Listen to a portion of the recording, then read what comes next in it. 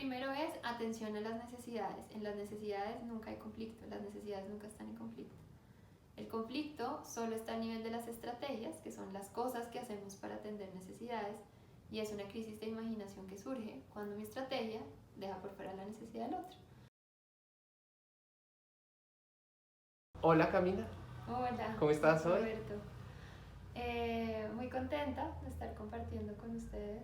Y estamos aquí con Camila, que es experta de la comunicación no violenta, entonces le haremos algunas preguntas. La primera es, ¿qué es la comunicación no violenta? ¿Cuál es tu definición de comunicación no violenta y cuáles son sus principios fundamentales? No podría considerarme experta en comunicación no violenta, sino más bien como una practicante que sí está muy comprometida con usar toda su energía para cuidar de la vida. Y pues la comunicación no violenta yo la vivo como una conciencia que nos da herramientas, nos da un entrenamiento para mantener la conexión con el amor.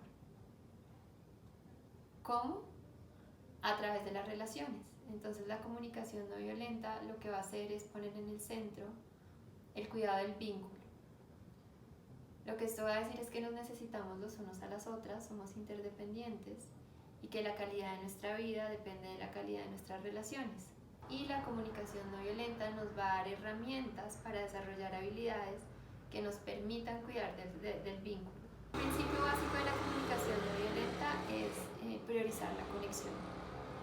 Entonces nos va a dar herramientas, la comunicación no violenta nos va a mostrar cómo podemos recuperar la conexión con nosotros mismos para tomar decisiones desde un lugar de autoconexión, que creo que lo vamos a ver más adelante, cómo sería ese proceso, pero básicamente el supuesto es que seres humanos conectados tienen más capacidad de cuidar de la vida. ¿A qué me refiero con conectados?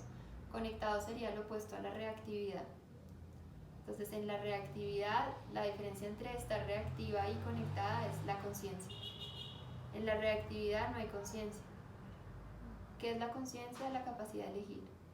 Cuando estoy reactiva simplemente pego un grito, un golpe, mato a alguien, hago cosas y después me doy cuenta. Como que, uy, ¿qué hice? ¿Por qué le hablé hacia esa persona? ¿Qué exagerada? Cuando me conecto, entonces tomo decisiones desde un lugar de qué es lo que quiero cuidar. Entonces, tengo una necesidad de apoyo o tengo una necesidad de respeto. Entonces en la reactividad yo me iría del corazón. Ay, siento mucha rabia porque me están irrespetando. Entonces, creo una idea que me separa del otro y desde esta idea el programa que tenemos de separación me va a llevar a castigar al otro por lo que yo estoy sintiendo. En la conexión lo que yo haría es decir, en vez de irme del sentimiento a la mente que me separa, el juicio que justifica una acción como de irme en contra del otro, lo que hago es en vez de desconectarme me conecto. Siento frustración o rabia porque tengo una necesidad de respeto. Encuentro la necesidad y ahí digo, bueno, ¿qué quiero hacer? Porque la energía es distinta cuando yo la uso para conectarme que cuando la uso para desconectarme. Entonces, esta conciencia lo que va a hacer es ayudarnos a elegir el camino que no le dé fuerza a la separación, sino que solo le dé vida a lo que une, a lo que conecta, a lo que cuida. Un principio de esta comunicación tiene que ver con la escala y con el plazo.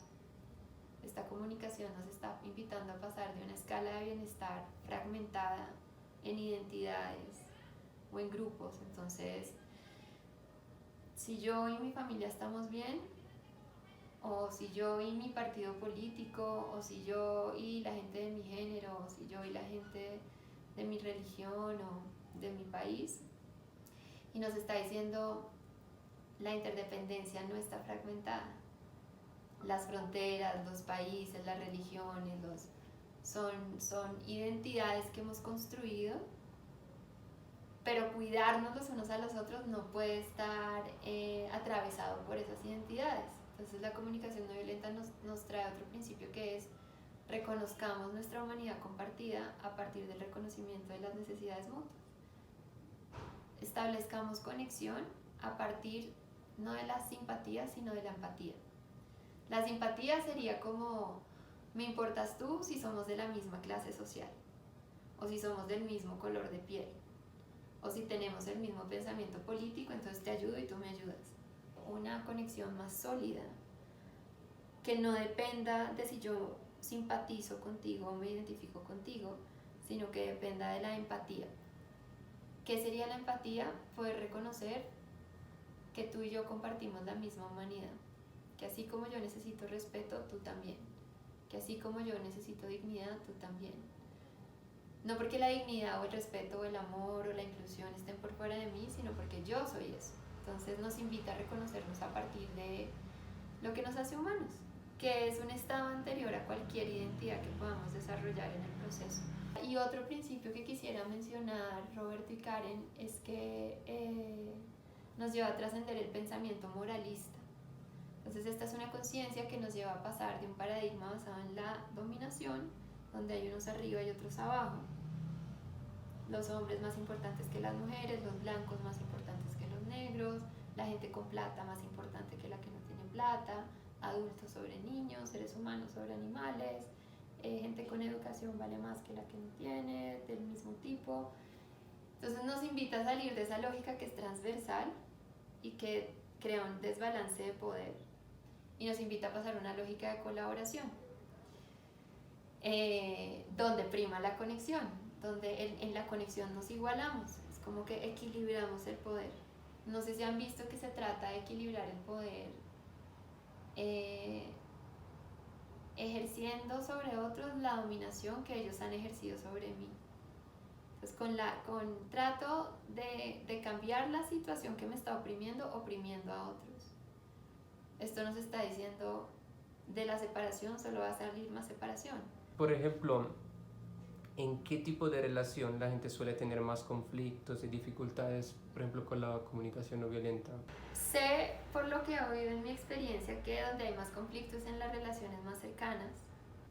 Lo que quisiera decir, aprovechando esta pregunta, es que la principal relación es la relación conmigo misma. Cuando nosotros hacemos talleres, hacemos una encuesta. Cuando hacemos la encuesta, la característica que la gente más ve frecuente en su vida, que más usa, es juzgarse a sí mismo. Entonces, esto es para decirles que yo creo que la relación que está más en conflicto es la que está rota con nosotros. Y que de ahí se proyecta a cómo me relaciono con mi pareja, a cómo me relaciono con mi mamá, a cómo me relaciono con mi hija, con mi vecino. Entonces yo llevaría el foco a, sí, cómo estás tú y tus relaciones, pero empezando por cómo está la tuya contigo. ¿Nos puedes dar un ejemplo, por ejemplo, de cómo gestionar, manejar un conflicto usando la comunicación violenta? Por ejemplo, como si alguien, por ejemplo, me habla de manera, digamos, más exigente, o como sea, a mí, yo cómo puedo contestar. Un ejemplo práctico para que la gente vea cómo puede ser un ejemplo. Yo, papá de la casa, dije, bueno, nos vamos todos de vacaciones. Nos vamos todos de vacaciones. Y la hija entra en conflicto. Dice, yo no quiero. Entonces, en vez de, si me voy a la idea de que hay algo mal, hay que controlar, ella no puede hacer lo que se le da la gana, ella es parte de esta familia, lo que está bien es estar en familia, yo estoy bien, tú estás mal, y entrar en toda esa lógica. Lo que esta conciencia nos hace es, nos invita a oír necesidades, ¿sí? Entonces, en esta conciencia, el conflicto sería un indicador de que la necesidad de alguien se está quedando por fuera de esa decisión. Entonces, es una oportunidad de mejorar la decisión, de mejorar la estrategia. Entonces, de pronto, la hija puede decir que ella tiene una necesidad de diversión, de relajación, de comunidad, y ella había planeado estar con su novio o con sus amigos, que ella no quiere irse, ¿sí? ¿Se acuerdan que les hablé de equilibrar el poder? Si el papá logra hacer conexión y entender que la necesidad de ella es tan importante como la de él, va a soltar el apego a su estrategia. Entonces, digamos que la necesidad de él detrás de irse de vacaciones era compartir, afecto, compañía, contribuir, descanso. Lo que esta comunicación va a decir es ninguna necesidad depende de una sola estrategia. Tú puedes atender esas necesidades yéndote de vacaciones o de otra forma, ¿sí? Entonces el conflicto aquí lo primero es atención a las necesidades. En las necesidades nunca hay conflicto, las necesidades nunca están en conflicto. El conflicto solo está a nivel de las estrategias, que son las cosas que hacemos para atender necesidades, y es una crisis de imaginación que surge cuando mi estrategia deja por fuera la necesidad del otro. Por ejemplo, hablando de la comunicación no violenta con los niños, con los hijos, cuando un padre siente que es necesario de que hagan algo, ¿cómo se puede aplicar en ese caso la comunicación no violenta? Bueno, lo primero es que esta comunicación no violenta va a decir que todos los seres humanos compartimos las mismas necesidades. Que así como venimos con unas características físicas que nos ayudan a reconocernos como parte de la misma especie, por más distintos que nos veamos, uno dice ese es un humano, uno dice ese es un elefante o es una lagartija, no, ese es un humano. Hay algo más sutil que nos hace reconocernos como humanos, que son las necesidades. Y esto va a decir que nadie es más ni menos humano. Entonces, eso incluye a los niños, ¿sí? Porque a veces se piensa que los niños, como son de un tamaño más chiquito, como están empezando a vivir, de pronto son inconscientemente menos humanos, sus necesidades son menos importantes que las mías, y en esa diferencia de poder se tienden a priorizar las necesidades de los adultos. Y entre un papá y un niño, un papá tiene mucho más acceso a recursos. Por ejemplo, hay una ley que dice tú puedes tomar todas las decisiones sobre tu hijo hasta que tenga 18 años. Tiene acceso a recursos económicos, a lenguaje, a muchas cosas que un niño no tiene. Entonces es una diferencia. El tamaño del cuerpo, el solo hecho de que uno pueda coger a un niño y cargarlo y llevárselo a su cuarto. Entonces lo primero es ahí estar consciente de que no somos iguales en el nivel de las necesidades, pero no tenemos igual acceso a poder. O sea, yo tengo mucho más acceso a recursos que tú. Entonces, desde esta conciencia implicaría reconocer al otro como alguien tan importante como yo y hacer consciente mi diferencia de poder para no usarla de manera que siempre se prioriza mis necesidades. Por ejemplo, una persona que está trabajando y el hijo está jugando y ya quédate quieto, te lo he dicho 20 veces, me tienes desesperada. ¿Qué hay ahí? Ahí hay como una unidireccionalidad, o sea, obviamente es un reto. No estoy diciendo que para nada la crianza sea fácil. Pero en este ya quédate quieto, lo que hay es una idea de que él se tiene que mover hacia mí, hacia lo que yo necesito, más que yo hacia lo que él necesita. Entonces sí hay una necesidad muy insatisfecha en los niños y niñas, que yo creo que son uno de los grupos más oprimidos de la Tierra. Es la necesidad de elección, de ser parte de las decisiones. Entonces esto lo que nos va a decir es, primero reconoce que tu hijo tiene necesidades. Si le vas a pedir que haga algo distinto, dile, mi amor, veo que tienes una necesidad de juego. O si le digo, ya deja de jugar con el celular, no más. Ya te dije que no más. Reconócele la necesidad que tiene detrás. Tienes una necesidad de espacio, de conexión. Puede que yo no comparta su estrategia, pero trato de oír su necesidad y decirle, validársela, ¿no? Cuando ya es tu pregunta, Roberto, que es como hacer sentido de cómo te protejo, habría que explicarle cuál es tu necesidad, ¿no? Yo tengo una necesidad de cuidado cuando te veo meter la mano al fuego. No se me ocurrió una cosa distinta que jalarte. Me imagino que tú tienes una necesidad de exploración cuando quieres meter la mano al fuego, es eso. ¿Cómo podemos juntos? Cuando ya es un niño de 2, 3 años, pues yo me imagino que es algo más sutil, que no son palabras. Quien quiera saber más sobre Resuena, puedes contarnos un poco, sí, de la parte de la comunicación no violenta, pero en general también. Primero se llama Resuena porque queremos resonar, queremos que este mensaje resuene en todos los corazones, tantos como sea posible. Resuena surge, es un sueño, es una organización que se dedica a promover la comunicación no violenta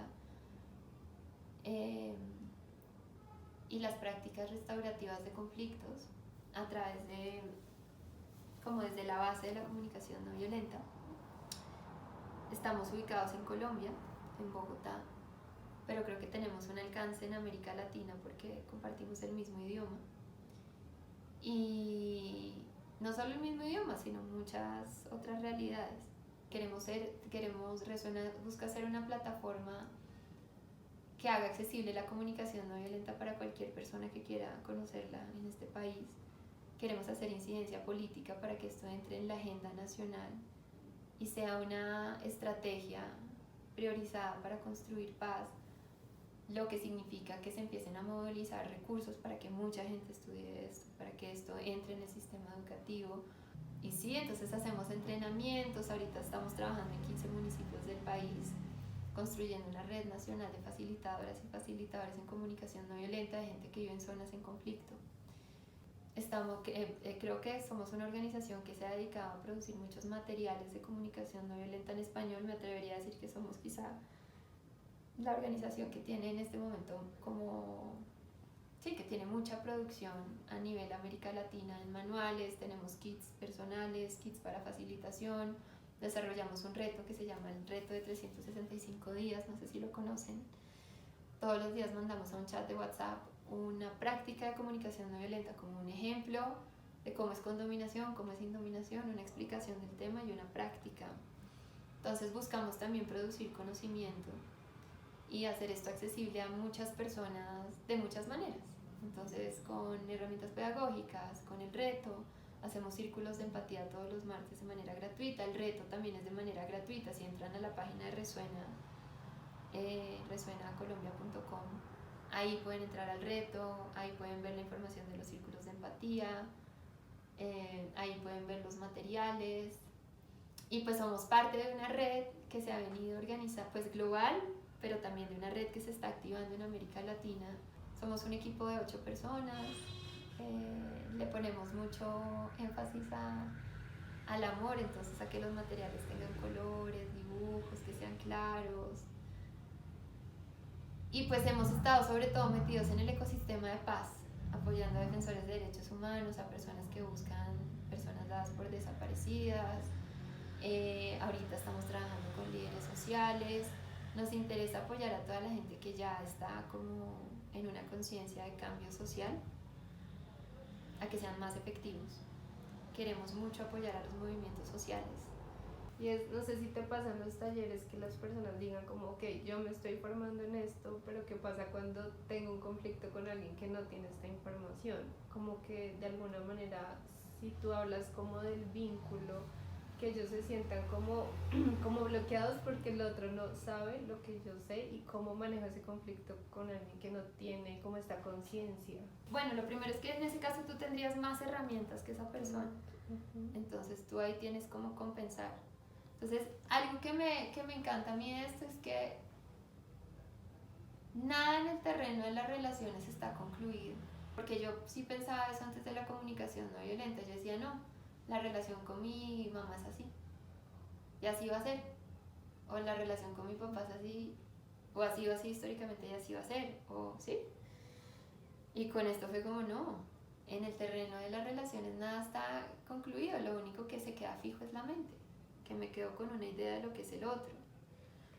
Y eso me lleva a pensar que soy 100% responsable de mis relaciones.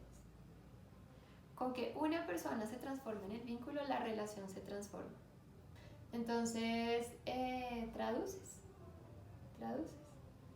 Una persona te está diciendo es que tú eres muy agresiva. Tú oyes, está queriendo decir que tiene una necesidad de respeto, de cuidado. Entonces, tú lo que haces es no engancharte, no entrar en la reactividad de la desconexión, defensa-ataque, sino que traduces. Entonces yo te digo es que tú eres una inútil. Y lo que quiero decir es, me siento frustrada porque tengo una necesidad de apoyo. pero no sabía decirlo. Y lo que la mamá le dijo al hijo es que es un inútil, y el hijo creció creyendo esa palabra. Entonces aquí un arte o una habilidad muy importante es traducir. Ella me quiere decir que necesita apoyo, pero solo sabe decir un juicio. Compasión. Ya no oigo juicios, oigo necesidades. Solo uso la fuerza para proteger la integridad, para proteger la vida cuando su integridad está en riesgo. Entonces, si a un niño se atraviesa por la calle y lo va a atropellar un carro, pues lo arrastro y lo jalo. Cuando ya está establecido como ya no hay riesgo, ahí paro, no sigo usando la fuerza para regañar ni para castigar. Gracias, muchas gracias.